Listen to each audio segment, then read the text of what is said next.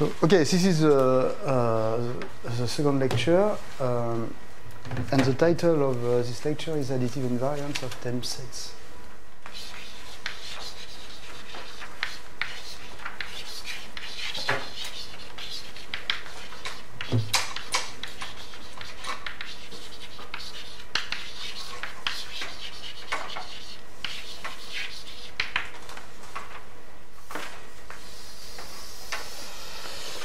So to sum up, the situation is the following. In the first lecture, we have introduced a category of sets, which is very convenient for geometers, because all classical geometrical operations are allowed in this category.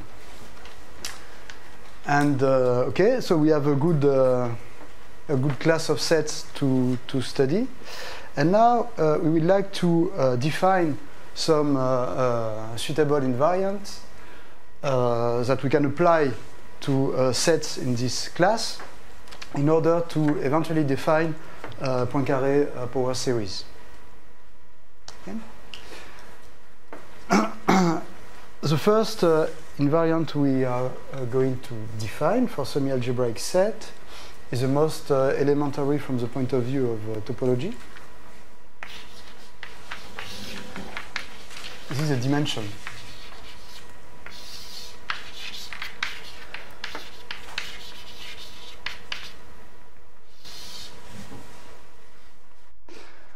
In some sense, it's a quite stupid invariant that we are not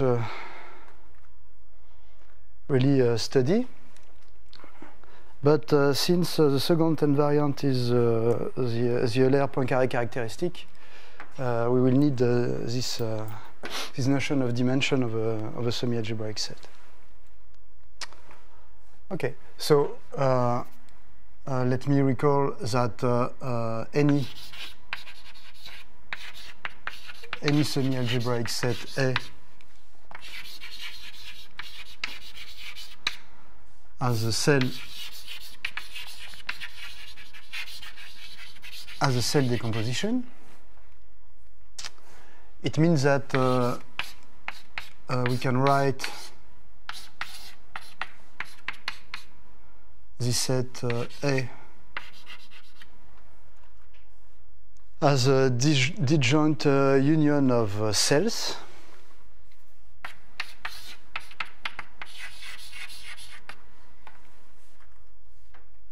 Cells are defined inductively, if you remember, starting from cells in the real line,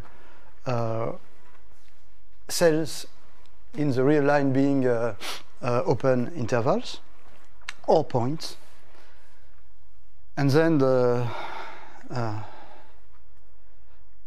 we go inductively on the dimension of the ambient space.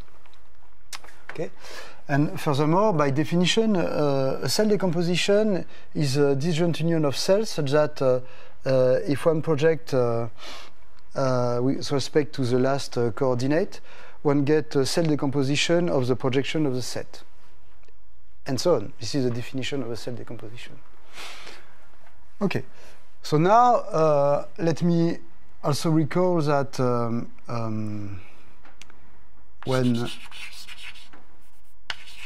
when D is a cell,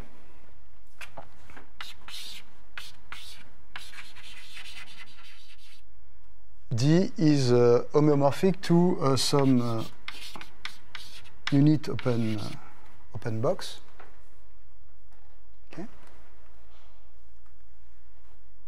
Very easily by definition of a cell. The dimension of, if you remember the notion of 0, 1, 1, 0, 0, 1 cell, the dimension is only the number of 1 you have in the finite sequence that defines the cell. So we have a clear notion of a dimension for cell. And of course, we define the dimension of A as the maximum of the dimension of cells in a given cell decomposition.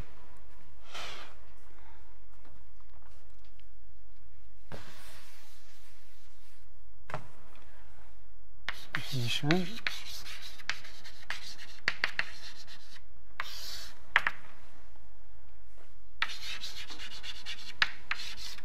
dimension of A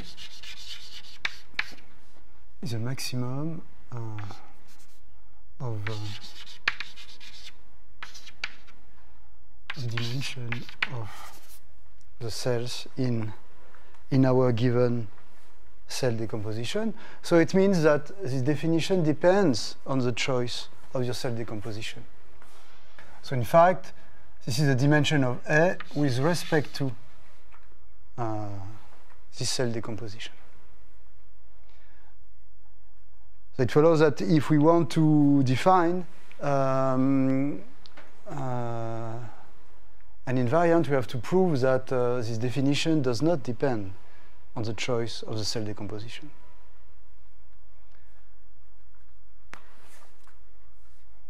In fact,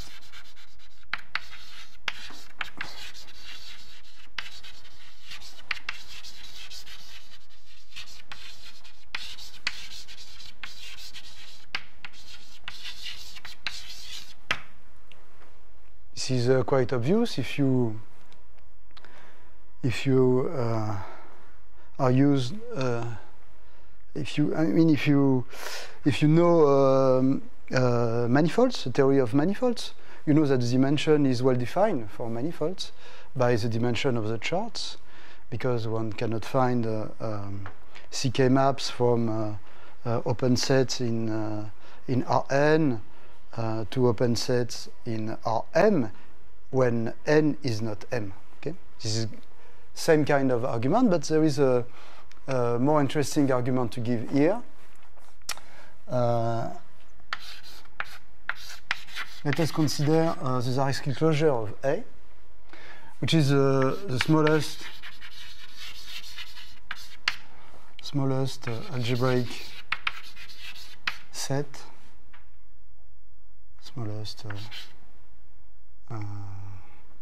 okay, let's say irreducible algebraic set containing A.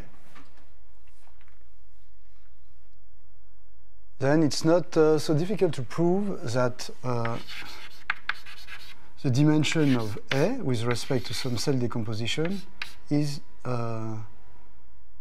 the dimension as an algebraic variety of the Zariski closure of A. So here you have an algebraic set,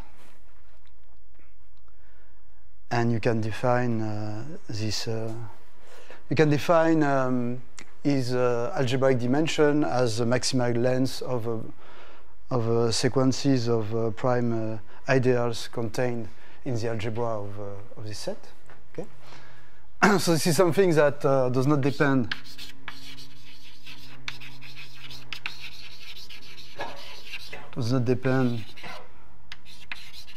on the choice of the cell decomposition, of course, because there is no the right left hand side has nothing to do with cell decomposition. Okay? So here you have a proof of the fact that the topological dimension as defined here does not depend on the choice of the cell decomposition.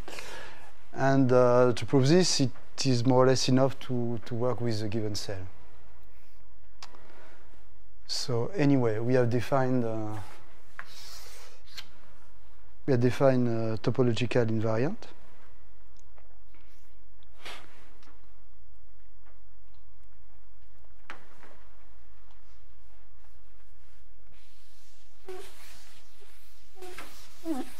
And in conclusion, a semi-algebraic set has a dimension.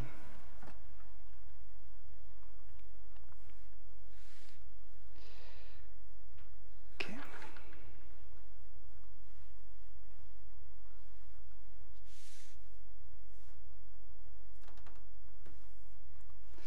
So there's an exercise.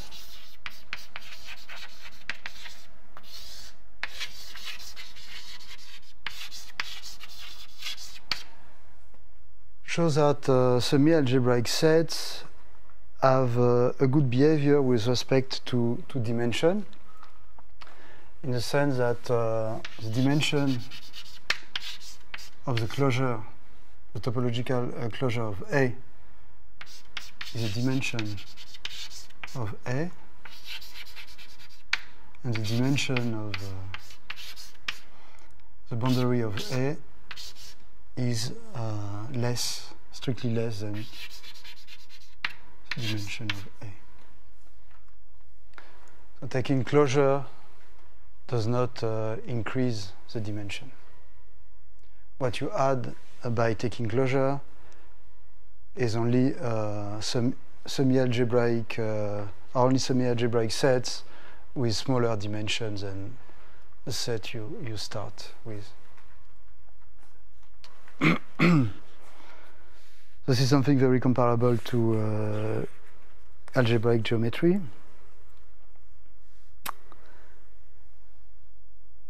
Okay, so now more interesting.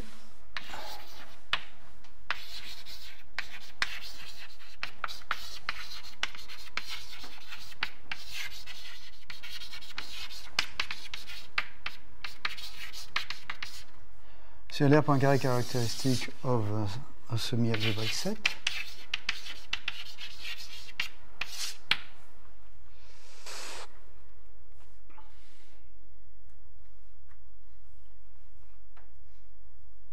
Okay. So again, take a semi-algebraic set in Rn, and pick some cell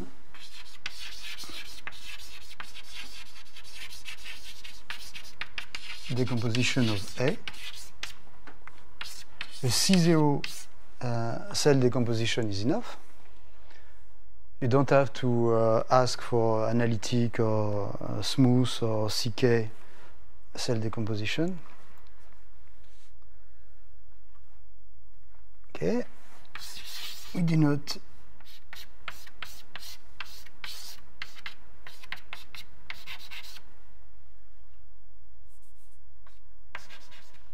D in this way, and then we define the Euler point carré characteristic of A with respect to this choice of cell decomposition as the following.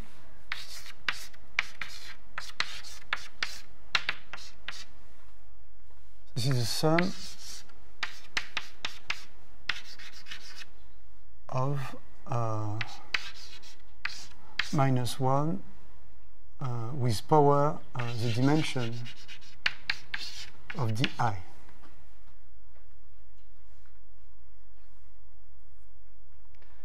So when you have a cell of odd dimension, you add a -1. When you have a cell of even dimension, you add 1.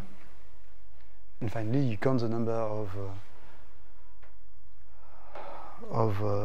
cell of odd dimension and the number of cell of even dimension. And of course, in this definition, the choice of the cell decomposition seems crucial. Okay, so before getting rid of the cell decomposition, let's make some exercise. Let's make some computation. So first of all,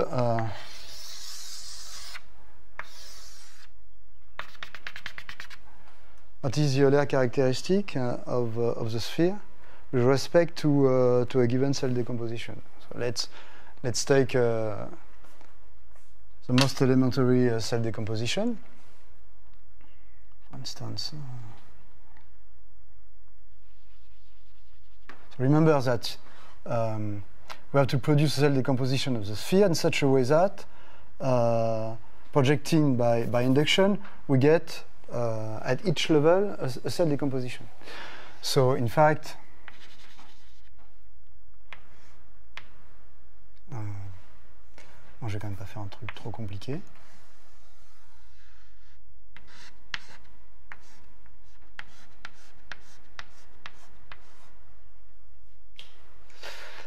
Okay. So here you see the two open hemispheres, the north and the south one, with the equator, the circle, which is itself decomposed as well.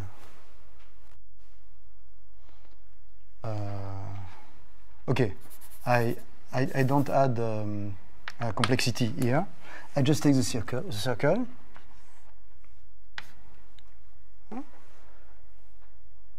Okay, and now I have a closed disk, and I have to find a cell decomposition of this disk. So let me draw this disk in the real plane. So if I choose a cell decomposition with respect to this direction of projection, it means that I have to define graphs. So I have to exclude those 2 points. Okay, so at this level, you see that I really need to add 2 points.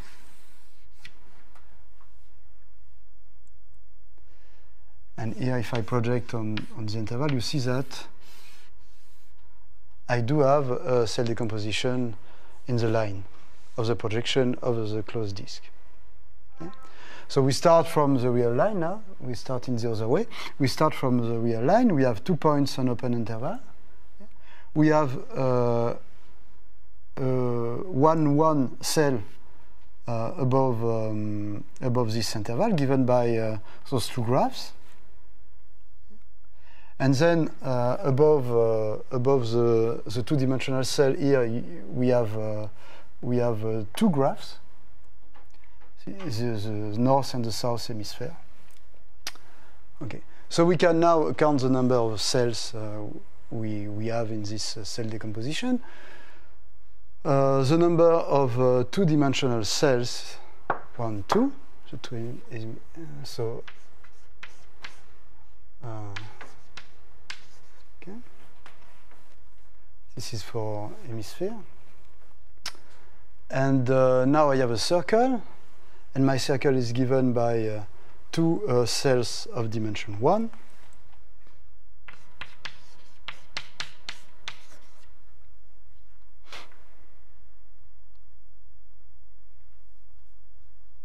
Okay, and now I have yes, dimension 1. and now I have 2 points.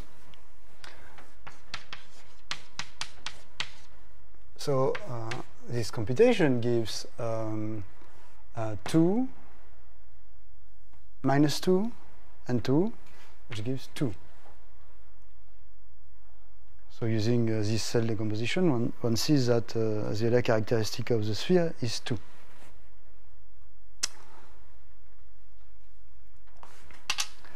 Now a more difficult example.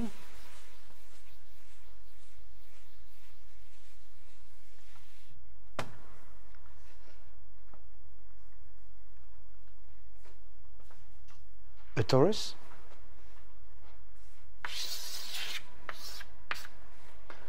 So we have to find a cell decomposition of this guy. So I take the equator, but here I have 2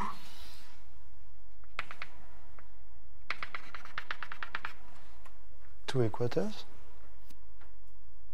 Okay. If I project, I have an annulus.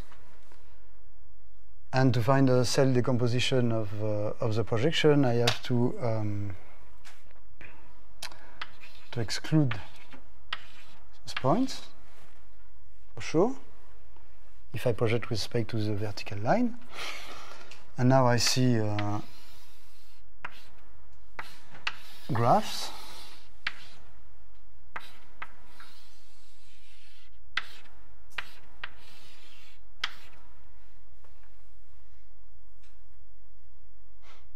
Okay, and if I project, I see intervals. Oops, there's nothing here.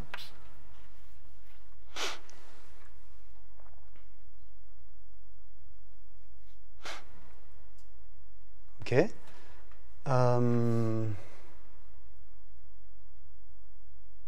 Yes, there is something here, because here we have this, this circle. So I have to divide here.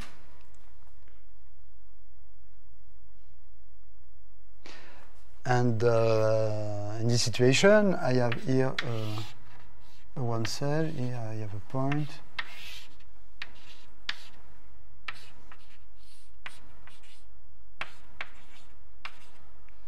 Okay. So it seems that I have a kind of minimal cell decomposition. I hope it is indeed minimal. Well, we are going to see. So now let us count the number of two-dimensional cells. Above each piece here we have two-dimensional cells. Okay, and the number of pieces is 1, 2, 3, 4, 5, 6.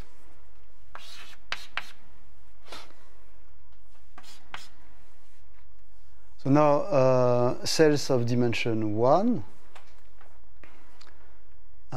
same kind of computation. So we have two one-dimensional cells above each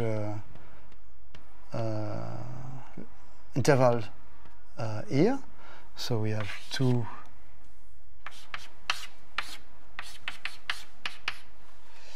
and we have four such intervals, but we also have 1, 2, 3, 5, 1, 2, 3, 4, 5, 6 cells here, and we have two more additional one-dimensional cells on the small equator, and the number of points is 1, 2, 3, 4, 5, 6, 7, 8 is 8.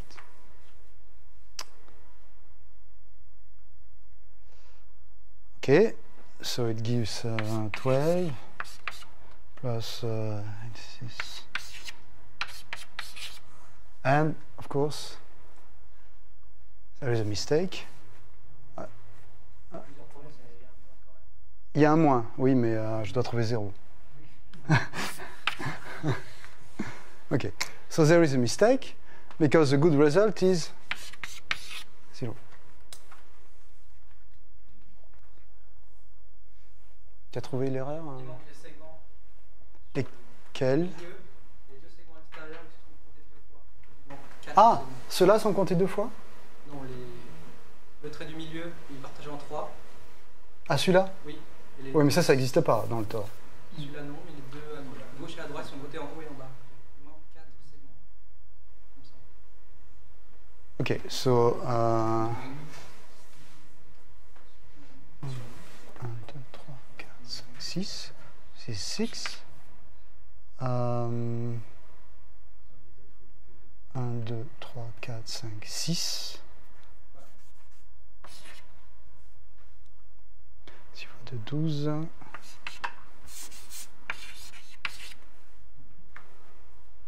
Okay.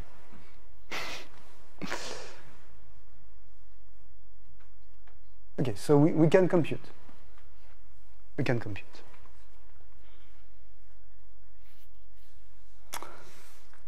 And the theorem is the following.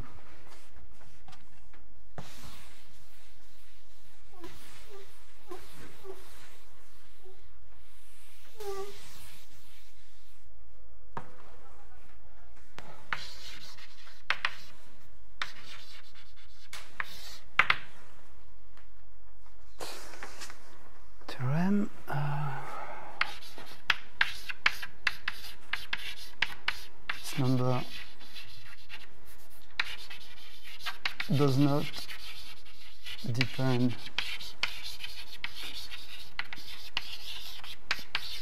on the choice of the decomposition.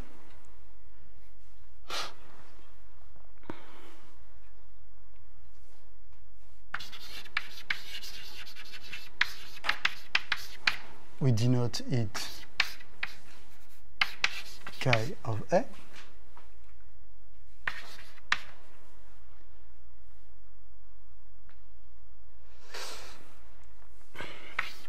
Chi is additive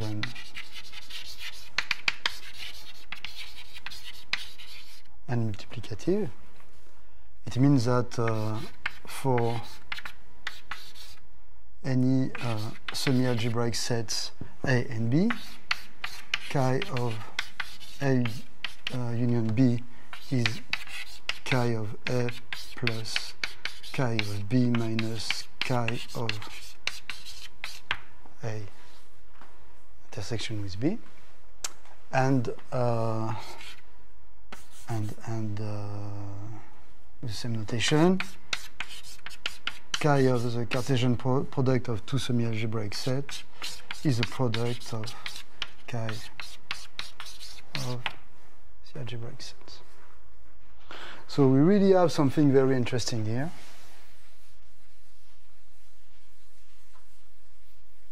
Because we have defined an additive and multiplicative invariant from the class of semi-algebraic sets to the ring Z.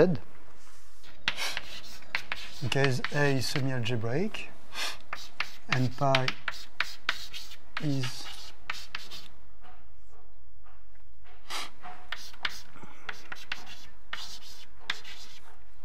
a standard projection onto some thin space.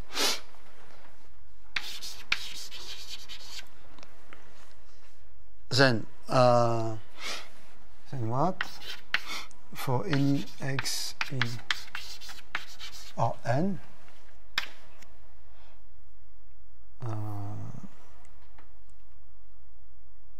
we denote R of x, the fiber of the projection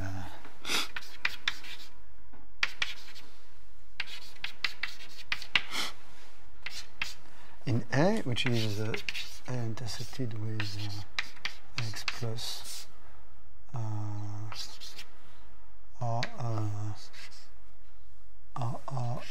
m times 0.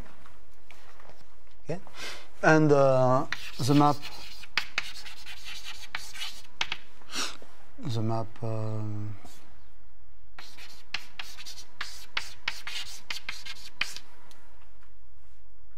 that computes the Euler characteristic of the fibers is semi-algebraic map. So again, we stay in the box.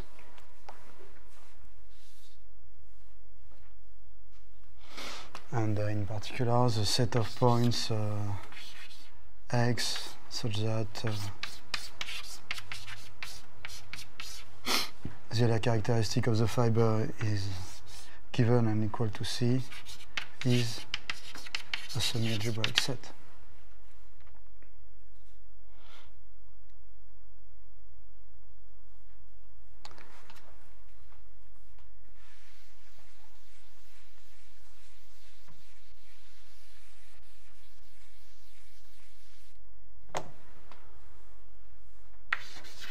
So now assume that f from a semi-algebraic set A to Rm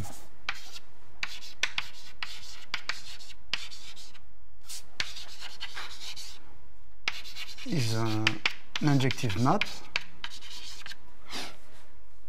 Then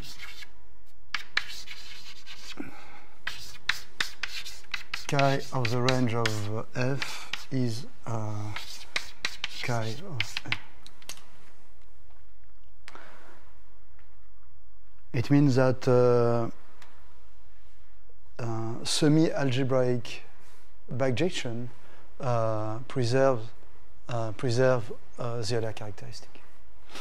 So you don't have to require here that F is a continuous map.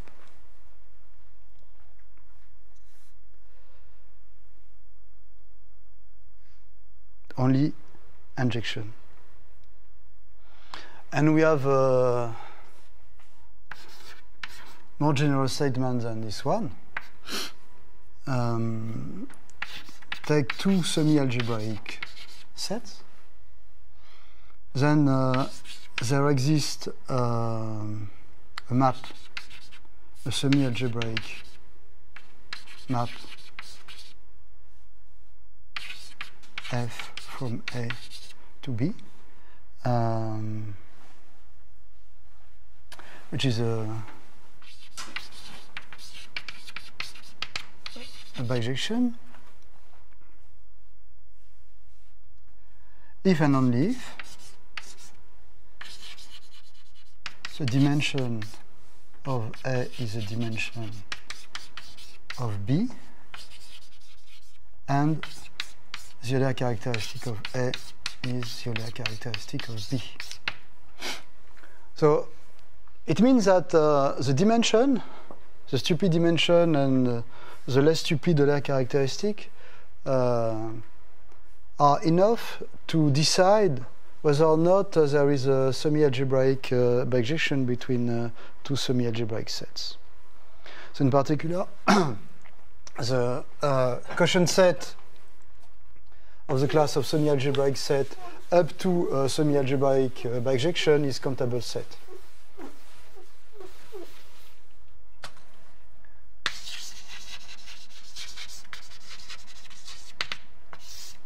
The consequence, semi-algebraic set divided by the relation, the equivalence relation that defined that by there exists F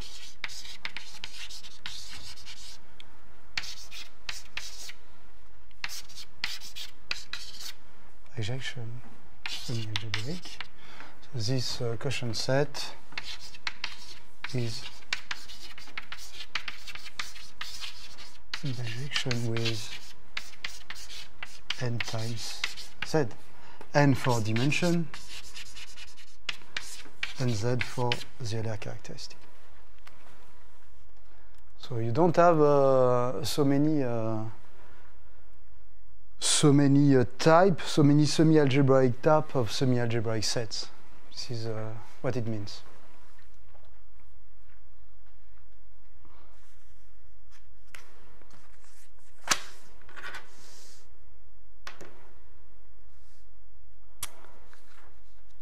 Okay.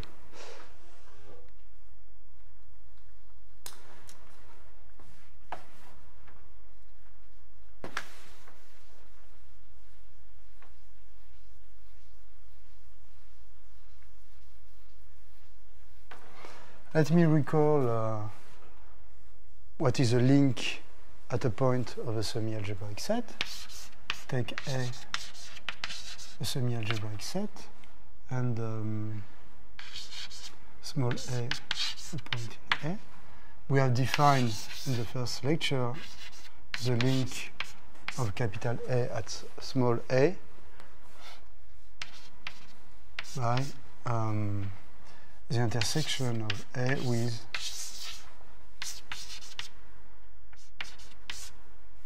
a sphere centered at A with small enough radius. This definition makes sense up to semi-algebraic homeomorphism. Of course, if you change the radius, you change the intersection as a set, but the topology is the same. Okay? So if I draw a picture,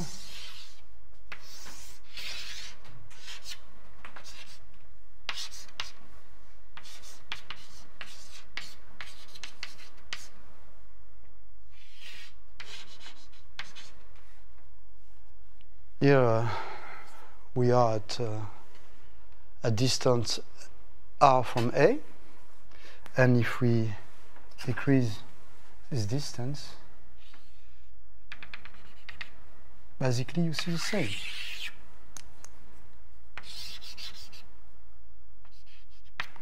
And I sum up these properties the other day by saying that semi-algebraic sets have a local conic structure. So up to homeomorphism,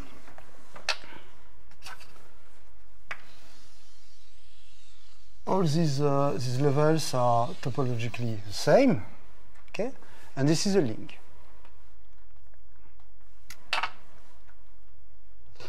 So for instance, if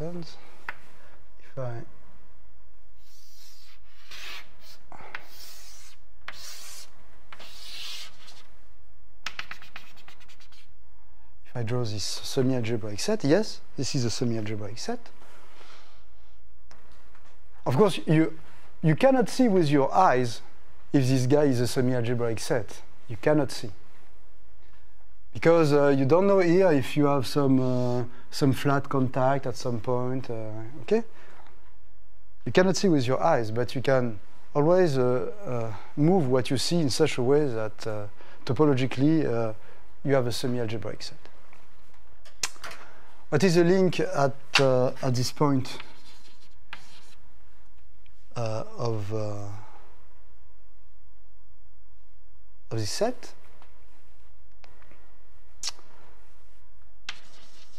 Here we have a point, here we have another one, and if I cut with a sphere, okay, maybe it's better to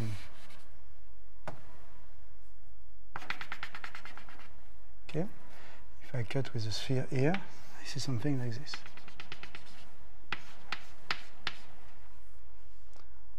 So, okay, so the link is okay, not the good picture. I prefer this one. This one was okay too, but I want to keep the same picture as in my notes. Okay. The link is given by the sum of a circle, of a closed interval, and a point. Now let us compute the Euler characteristic of the link. We have a cell decomposition here. The number of points is 1, 2, 3, 4.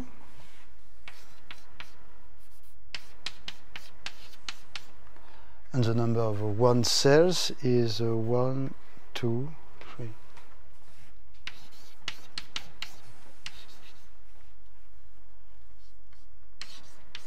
So the Euler characteristic of the link of this guy at this point is 1. Okay? So now I pretend that A cannot be topologically equivalent to an algebraic set.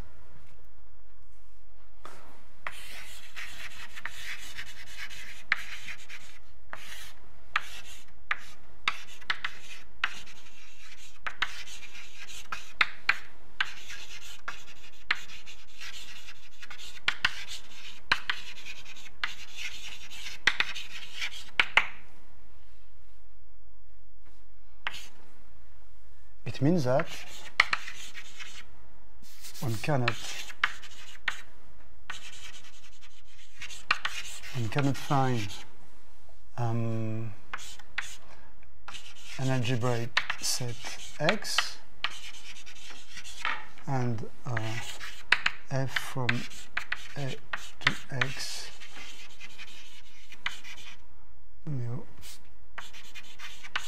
morphism. Why? Because there is a statement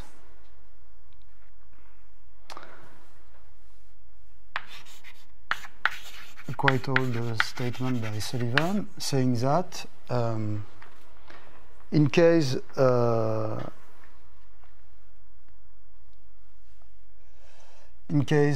X is algebraic, then the link at any point of X is an even number.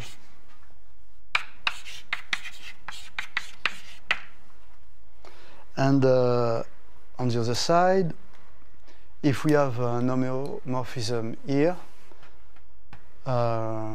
it induces an homeomorphism on the link. Let's say for semi-algebraic sets. So for semi-algebraic sets, if you have homeomorphism, you also have homeomorphism for links. And since the Euler point characteristic is a topological invariant, you see that since this guy is odd, it cannot be this guy cannot be homeomorphic to an algebraic set. And moreover, the condition is a sufficient condition in small dimension. So assume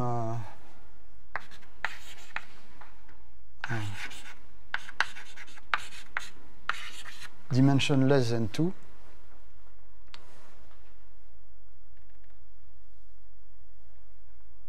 Then a semi-algebraic is topologically equivalent to an algebraic set if and only if for any A in A the Euler characteristic of the link of A at small a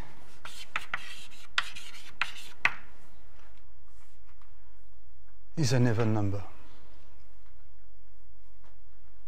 So you can formally detect if you have an algebraic set in your hand, at least for surfaces. This is a result by King and Agbulut.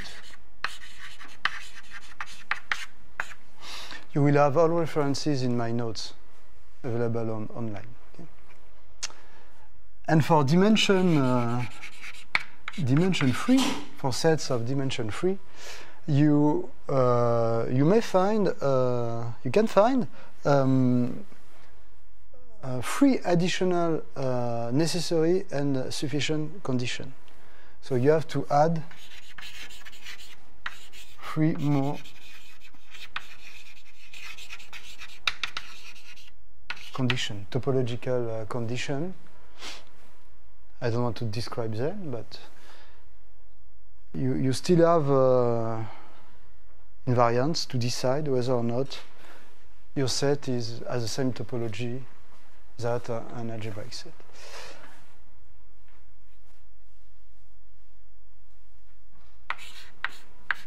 And now in dimension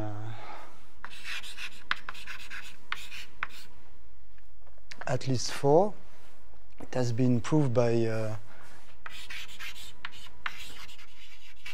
McCrory and Parusinski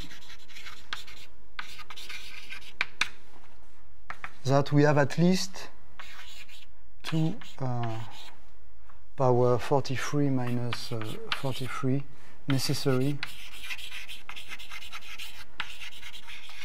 and independent conditions to satisfy in order to have the same topological type of an algebraic set. So it means that when you increase the dimension, semi-algebraic sets are more and more far from being algebraic sets. So this kind of statement says that we have a class of sets very interesting from the point of view of geometry, but that really generalizes algebraic geometry. We have a lot of flexibility in topology when dealing with the semi-algebraic sets. This is what it means. Okay? Question?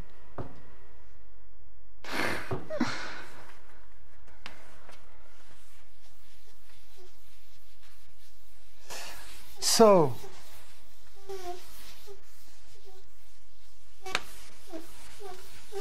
let's go deeper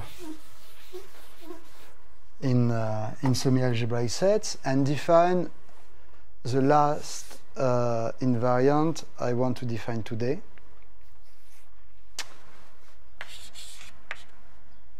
This invariant is called the virtual Poincaré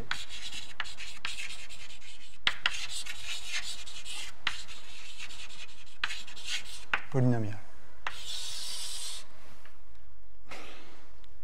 This is the most elaborated invariance we have in semi-algebraic geometry. It's not correct, because this invariant is not defined for all semi-algebraic sets. I will explain later. It is only defined on quasi-projective algebraic sets, so difference of algebraic sets.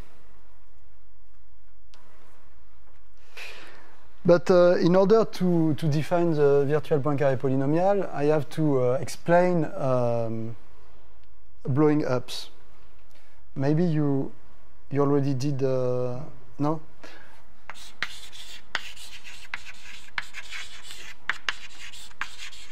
So I don't know if you are used to blowing things into things. I don't know. If you are really used to blowing ups, I can go faster, but I'm going to start very, very slowly, because everything is here. So, definition.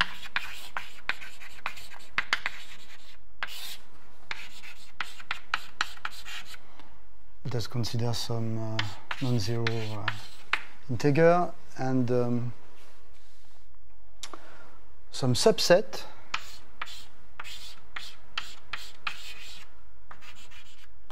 in Rn.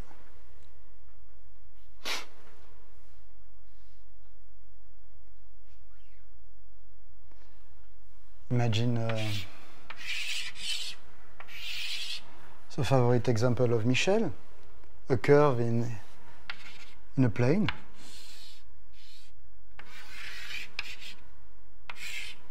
This kind of curve.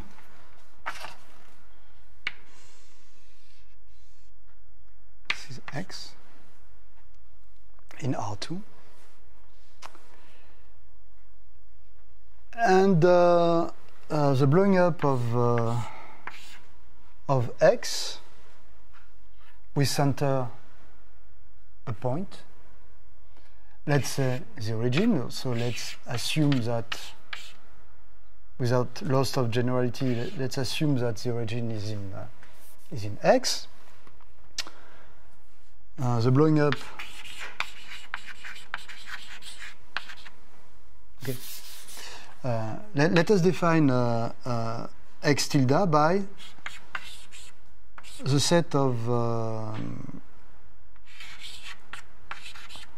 lines and points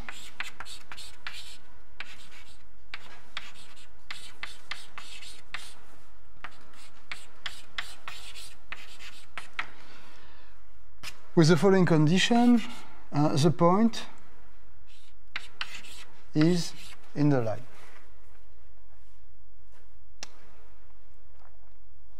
So you have to imagine that here I consider in fact the direction given by x. So you have to imagine that x is x minus 0. So I pick a point here. This corresponds to a line. And this pair Lx is by definition in x tilde. Okay?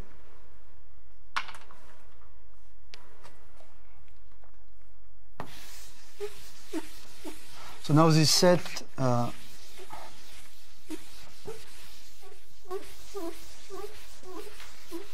is quite easy to understand when we are far from the origin, because if I pick a point in maybe I have to have, of course, that small x is in capital X. If I pick a point in capital X, I draw a line from the origin passing through X, and then I define this line, so I have no choice. Okay. But now at the origin, something special happens. If I replace x by 0 here, since 0 is in any line, here I have to consider any line. Okay. So in the projection sigma from x tilde to x, the standard projection, you see that you have only one point above x when x is not 0.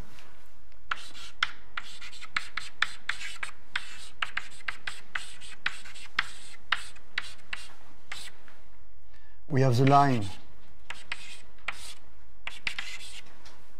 given by the direction of x minus 0, x. But above 0, we have a projective space.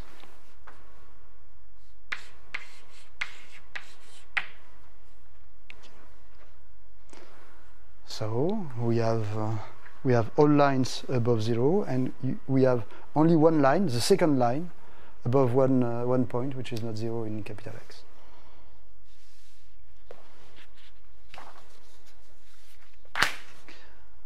This map is called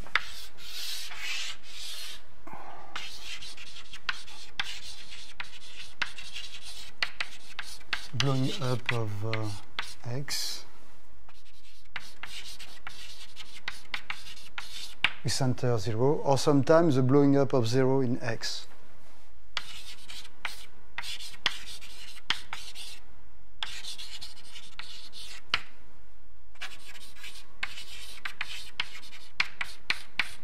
Depending on books.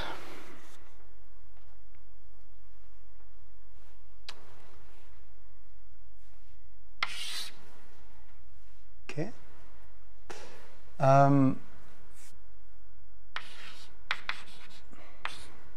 The inverse image of x minus the origin is x tilde minus the fiber, the special fiber above the origin.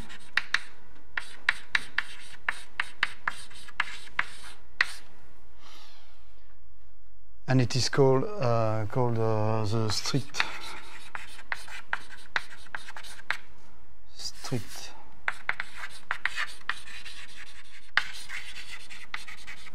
transform of x.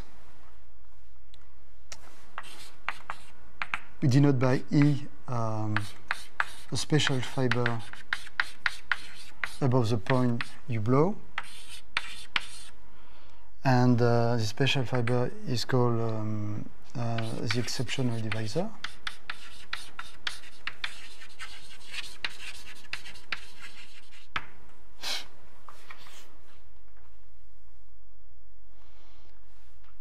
And x tilde is called the total transform.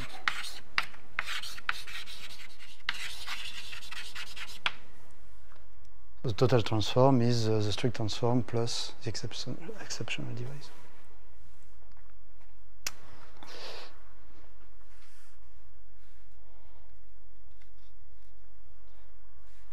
So this is the situation when you blow up a point in a set. We are going to draw a lot of examples to get used to this part. But before, I have to give the definition of the blowing up of a center which is not a point in a set. So now let's X be a set in Rn, and assume that C is a subset of X, C being a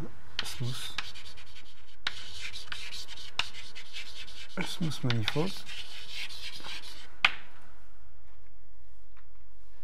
and assume that locally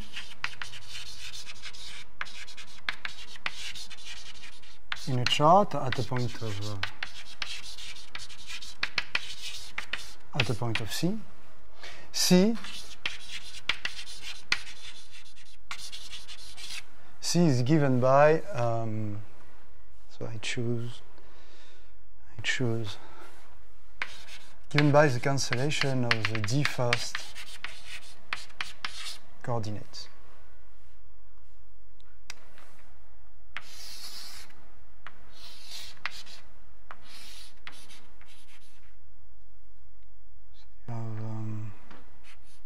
X1, X2, and if you cancel X1 and X2, you have the line X3.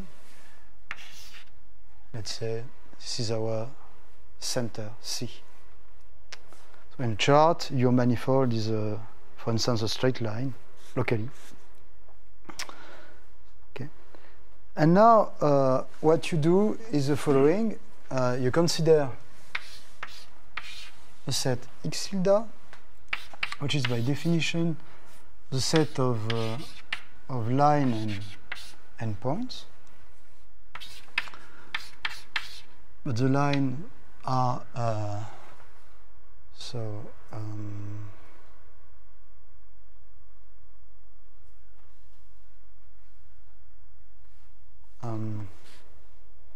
I don't want to diverge from my notation, but I'm pretty sure I'm going to.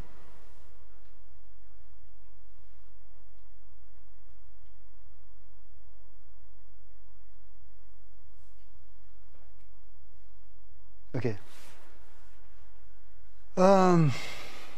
So I take I guess this is d minus 1 times R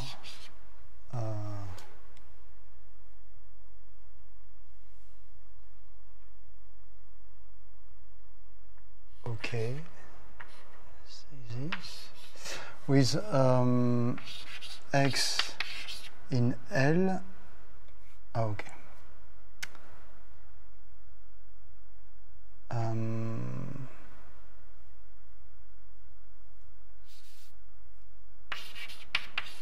X minus C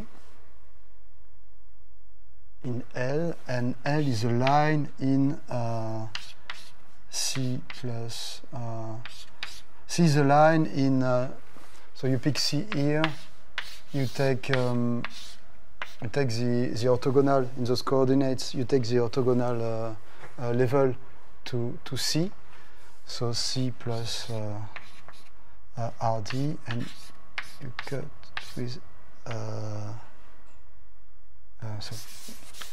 okay.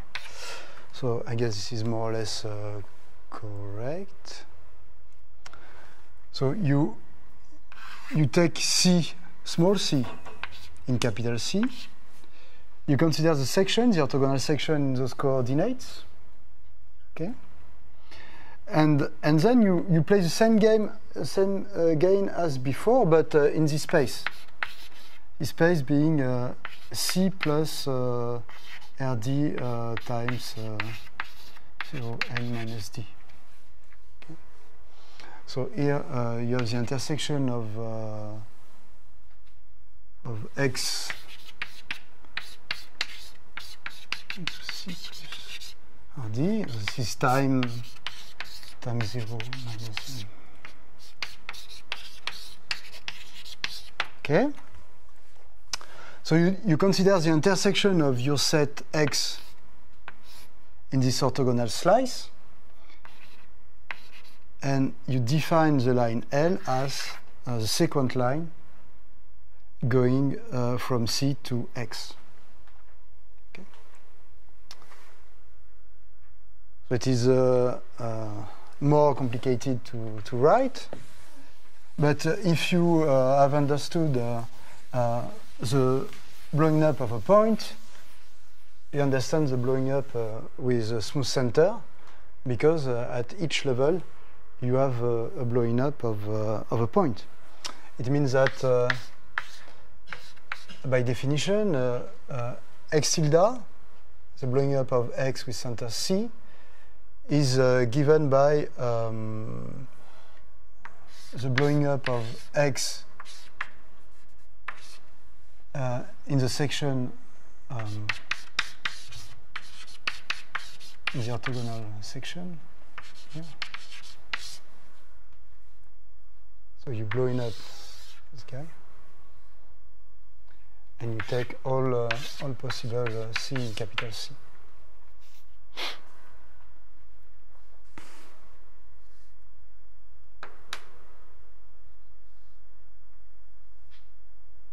Okay. Okay. So now this is a general definition, and of course when C is a point, you get the blowing up of a point in X. And now let us consider the easiest case of a blowing up with center point. X a set in Rn, and assume that the origin is in X. And now I would like to understand the total transform, which is a set of line and point with a small x in capital X and x in the line. So if I want to understand this set, I have to take a chart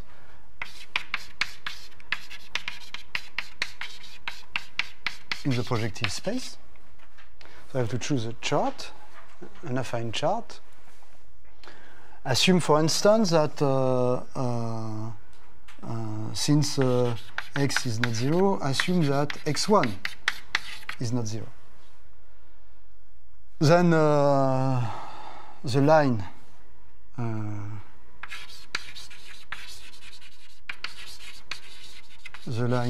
given by x is in homogeneous coordinates.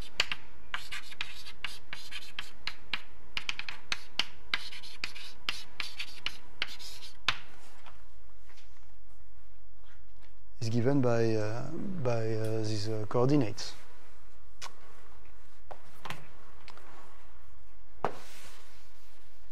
And the conditions are that x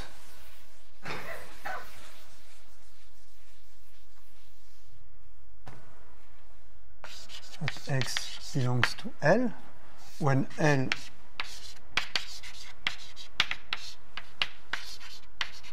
is given in homogeneous coordinates by lambda 1, lambda n, is the same as saying that for all I and j, lambda I xj is lambda j xi.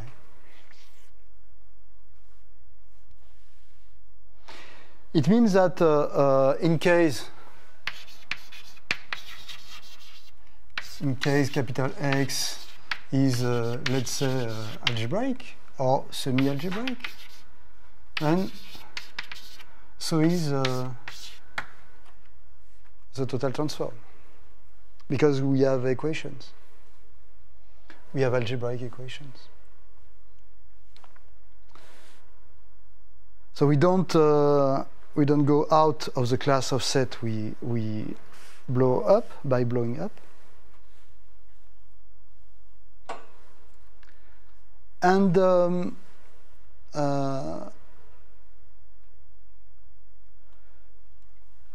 if you look at the projection sigma, the blowing up sigma restricted on the strict transform,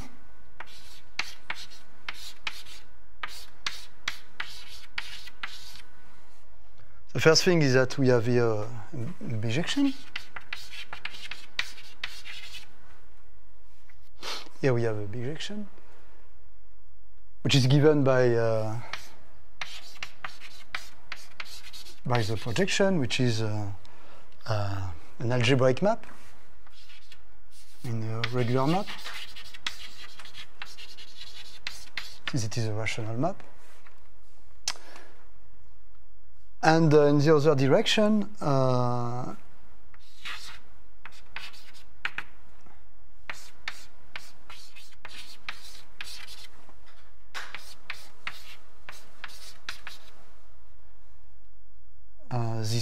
this map is the map which sends a point x to the line defined by x. So it means that, assuming that we are in a chart where x1 is not 0, for instance,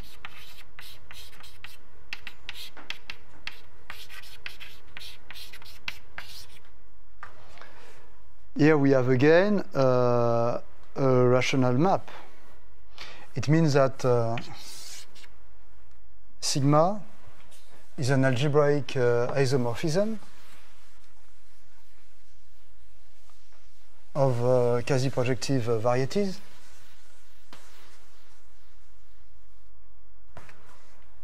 So sigma an algebraic isomorphism, rational map with inverse rational map, regular with regular inverse of quasi-projective varieties. But quasi-projective varieties are abstract varieties, so we have an isomorphism between two algebraic varieties.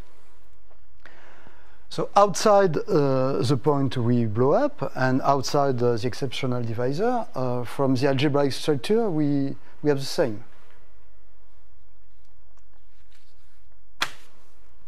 So let's compute some examples. Favorite example of Michel. So Michel may help me if I fail.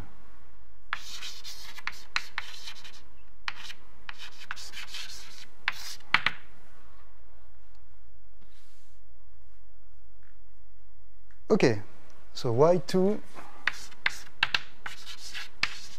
minus x3 is 0. I take this curve.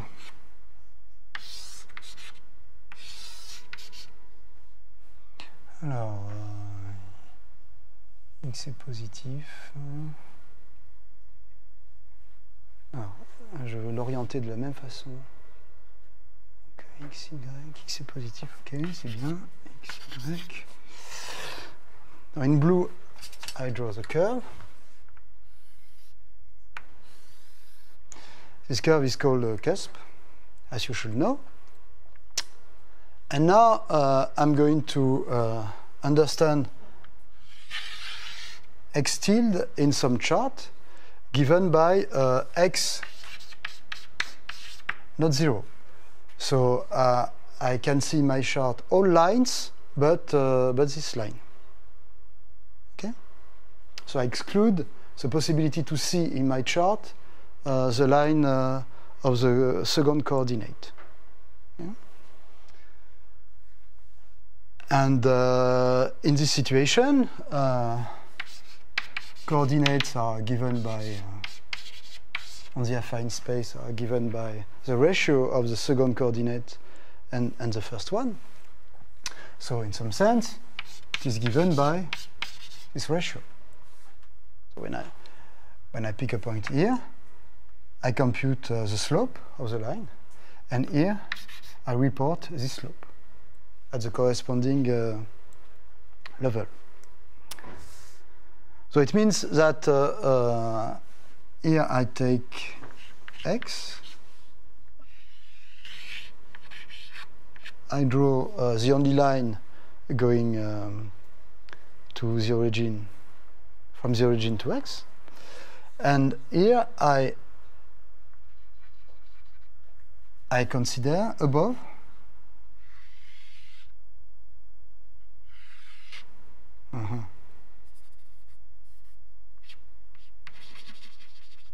at the altitude given by the slope, I consider this point. So here I have L, x. So L is given by this coordinate, and of course, oh, okay, there is a confusion here, because my small x here is not the first coordinate. I should have written x1 and x2 here. So let's do that. x1, x2. This is x2, x1, x2, x1.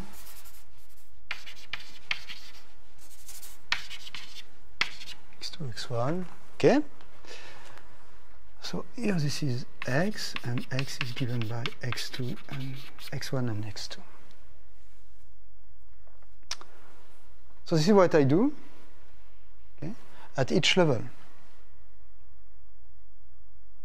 So for any line here, I report the slope here at the good level, and I consider the unique point above the point I choose. So what I'm going to say, what I'm going to draw, is that I'm going to draw a kind of a stairs.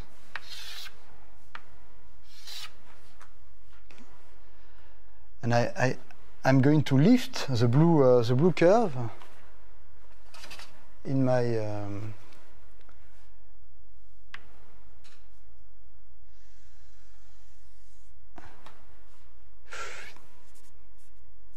stair.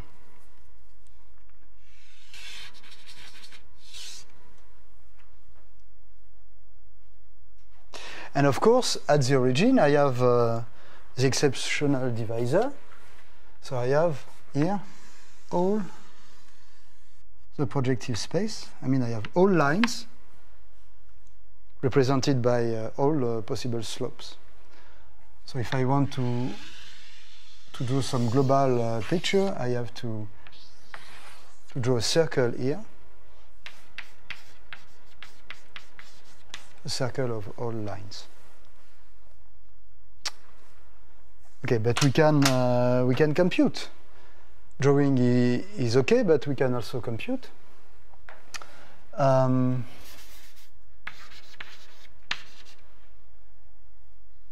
Assume that lambda are coordinates on P1. Then we have in our chart lambda that is x2 over x1, and moreover, since x1, x2 has to be in x,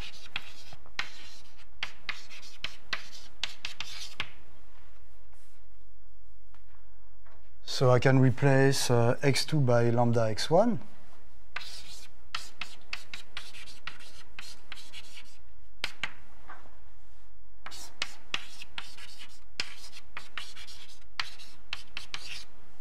And since I am in a chart where x1 is not 0, I can get rid of x1, and I get lambda 2 is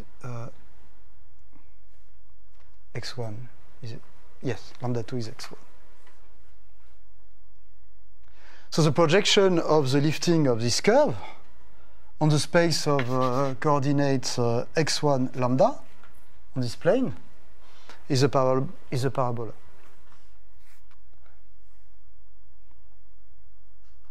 So x1. So if I project now onto this plane, considering only coordinates x1 and lambda, what I see is a parabola, a blue parabola.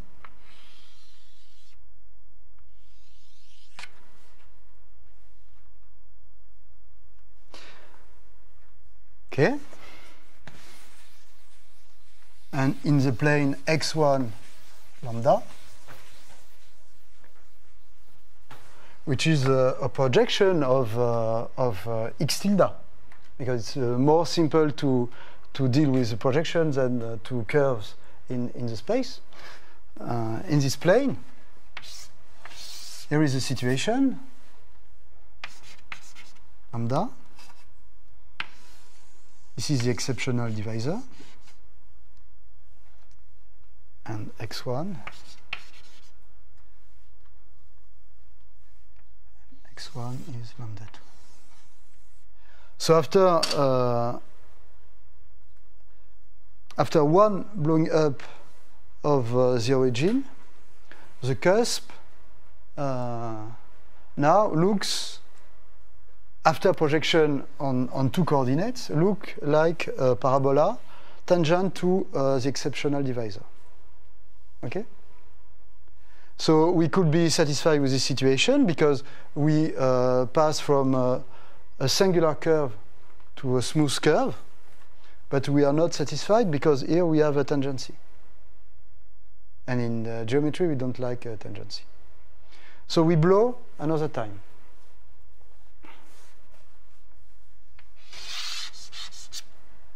So now I start over the process with the blue curve and the red one. Okay, so I have two curves here, two curves given by x1 and lambda 2 minus x1 equals 0. So I blow up the origin here. Okay. Let us assume that I have here for coordinates nu.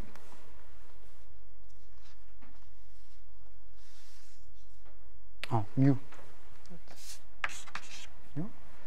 And again, in a chart where lambda is not 0, so I exclude lines where lambda is 0. So all other lines are possible in my chart. It means that mu, the coordinates of lines in this plane, are given by x1 divided by lambda. So I can replace x1 by mu lambda in this equation.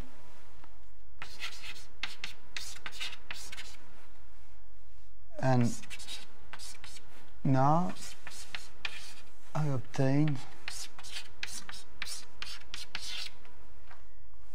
this equation for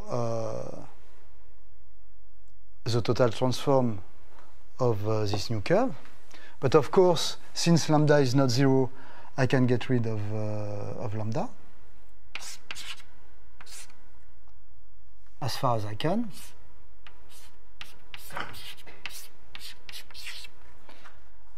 So now I get a new exceptional divisor here, of course. I cannot avoid new exceptional divisor above the point I blow. I have mu equals 0, which gives this plane and this line in this plane, and I have lambda equal mu. So here the blue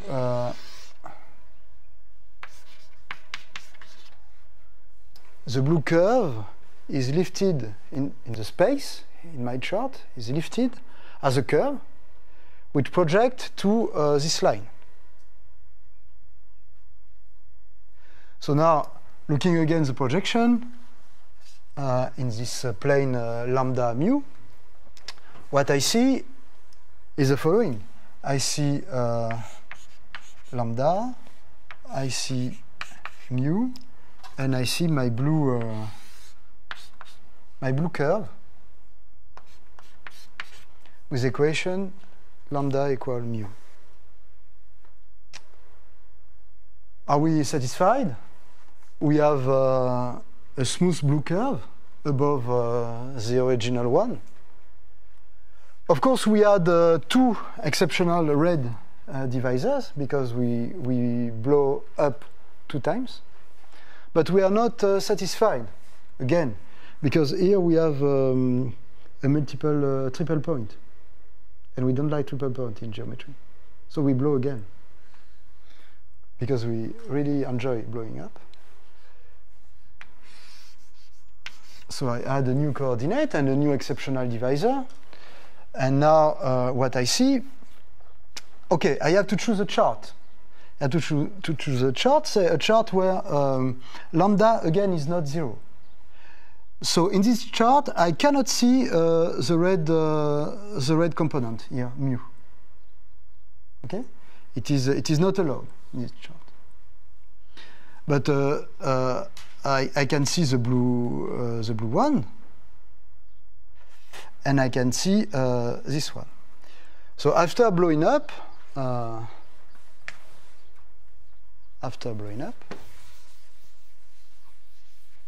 what we see is the following. We have P1 of R. Here is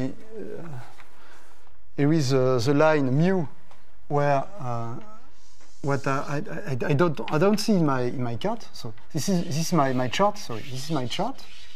Okay. I don't see this line, but this line really does exist at infinity. Here I see a blue line with another slope than mu, and I see mu equals 0, which is another line, the line lambda. Here is the situation. So what is red is what is above the origin at the beginning. By composition of the 3 blowing ups, we have a map here.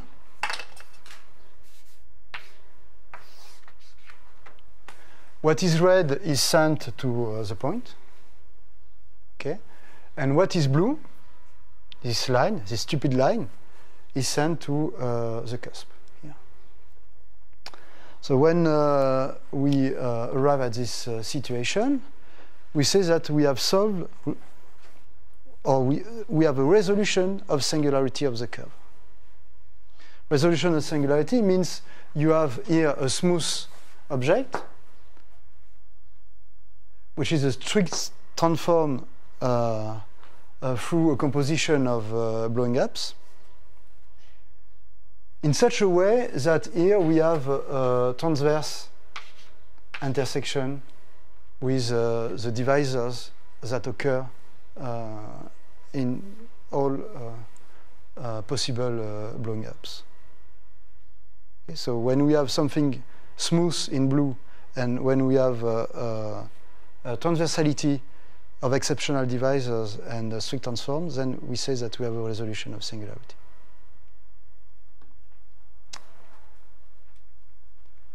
Okay.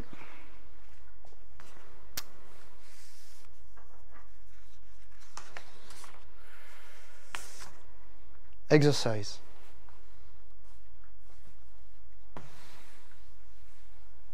I think I will not have time today to define the virtual Poincaré polynomial, because I would like to insist on blowing ups. That's good. It took time. So exercise now, more difficult? Well, depends. Consider this set.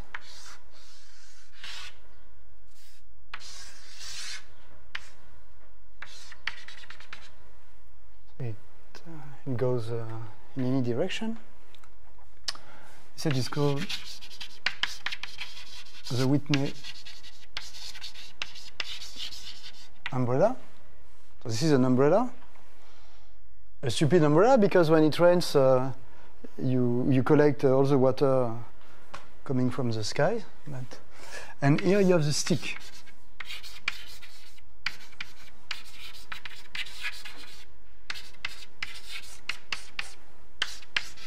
Okay. This stick is a line, a straight line, and if we call this line C, we want to blow C in the Whitney umbrella. So show that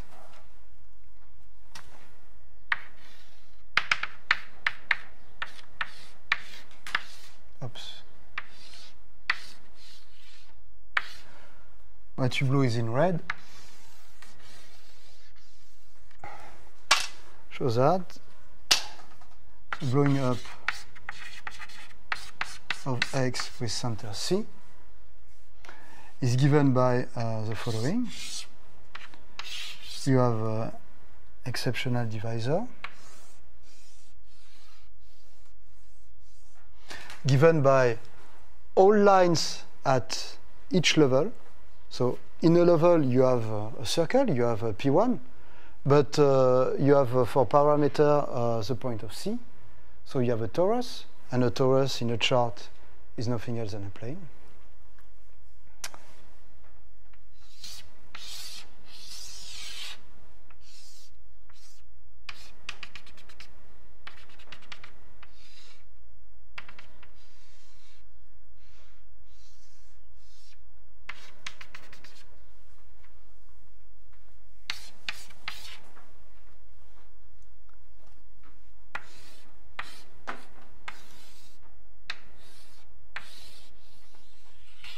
You just have to take a chart at a given level and see that after blowing up this center, you have two lines. So topologically, at each level, you have two lines. Here are the lines. One line, two lines. And then you move C along the stick. And if you move C along the stick, you see that the slope is going to 0.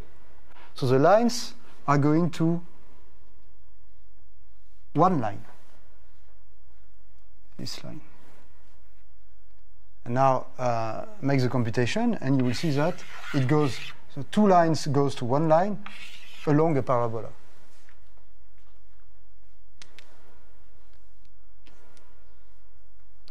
And here we are very happy because we have something which is smooth. The blue set is a product of a line and a parabola, which is a smooth object. The exceptional divisor is a plane, and we have transversality. The product of the parabola by the line intersects transversally the exceptional divisor, which is a plane. So here we have a resolution of singularity of the Whitney umbrella after one blowing up with center C.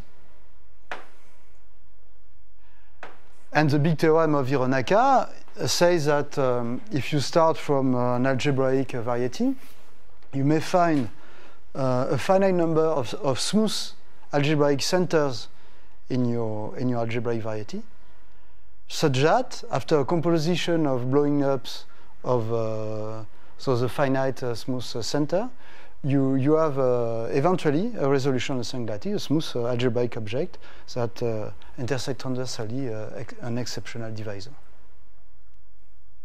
So it is always possible to have a resolution of singularity by blowing a smooth center.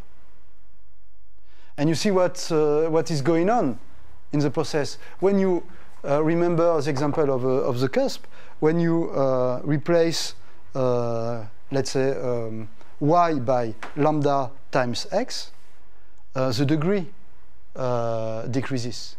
The degree of the equation decreases in x. So the degree drop. And in the end, you have something which is smooth. This is the idea. Of course, it is far more complicated than this, but this is the idea. Okay, I stop here, and I will define in lecture 3 the Poincaré virtual polynomial. Okay, thank you.